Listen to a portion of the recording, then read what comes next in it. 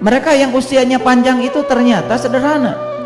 Karena setiap bangun pagi, mereka punya tujuan hidup. Ketika bangun pagi, Tuhan terima kasih. Hari ini Engkau berikan kehidupan baru. Dengan tubuh yang baru. Dengan kesadaran yang baru.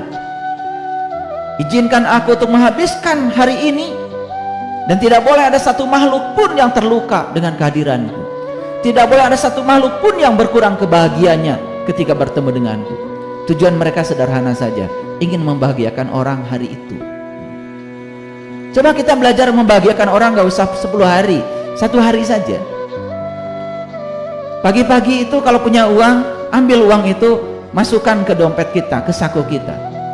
Tangan kita bisa merogoh uang dari saku kita istimewa. Karena suatu saat tangan ini tidak bisa dimasukkan saku lagi. Saat tangan ini sudah tidak berdaya. Ketika tangan ini sudah diambil haknya,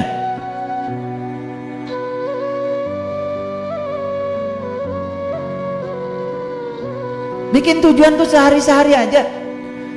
Hari ini saya mau melakukan apa, sudah. Karena besok itu ditentukan dengan apa yang kita buat hari ini. Rahasia mereka itu apa? Menikmati hidup. Mereka punya harta untuk dinikmati, punya uang untuk dinikmati, bukan untuk disimpan. Tentu saja menikmati uang bukan berpoya-poya. Menikmati uang adalah menggunakan uang dan harta kita untuk kebahagiaan orang lain. Dan ketika kita gunakan untuk membahagiakan mereka, bukankah kita bahagia? Punya uang 100.000, kita bisa beli makanan yang mewah untuk diri kita sendiri. Dan silakan makan sendiri. Coba bedakan rasanya, punya uang 10.000, beli nasi bungkus yang 10.000 satu bungkus, bisa dapat 10 bungkus dan makan bersama. Sama-sama 100.000, tapi lebih cerdas sedikit, ternyata kebahagiaannya berbeda. Itu yang kita lupakan dalam hidup ini. Hal-hal yang kecil. Nikmati. Hidup itu jangan terlalu serius. Jamnya piknik-piknik. Jamnya rekreasi-rekreasi. Jamnya bisa nyanyi-nyanyilah. Ikuti. Jangan ditahan terus jiwa yang meronta itu. Kalau ada musik, pengen joget-joget, jangan ditahan-tahan. Kaki cuma gini-gini aja, padahal jiwa meronta-ronta pengen joget, tahan terus, jaim jadinya sakit. Karena apa? Hormon kebahagiaannya tidak muncul. Kita akan melihat bahwa dengan kematangan, yang mengantarkan saya menjadi saya hari ini adalah masa lalu saya. Yang mengantarkan saya menjadi seperti hari ini adalah orang-orang yang pernah berinteraksi dengan saya di masa lalu. Yang membuat saya melepaskan semua kemelekatan saya pada semua yang saya miliki adalah orang-orang yang pernah mencuri harta yang disebut milik saya. Yang membuat saya sekarang menjadi sangat lapang hari ini adalah orang-orang yang pernah datang kepada kehidupan saya dan menjatuhkan nama baik saya. Ada yang buruk nggak di situ? Nggak ada. Itulah bacaan yang membuat kita bijaksana.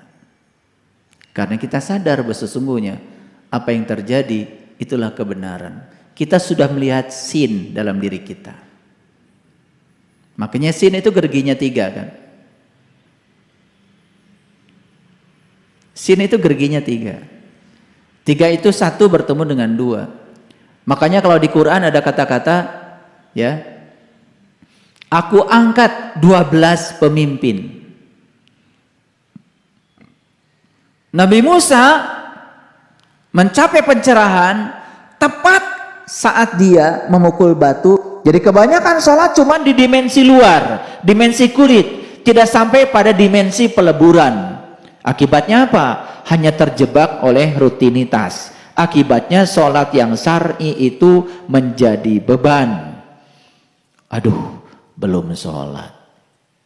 Giliran sudah sholat, alhamdulillah sudah sholat. Jadi kalau orang-orang ini ditanya, kapan Anda merasakan nikmatnya sholat?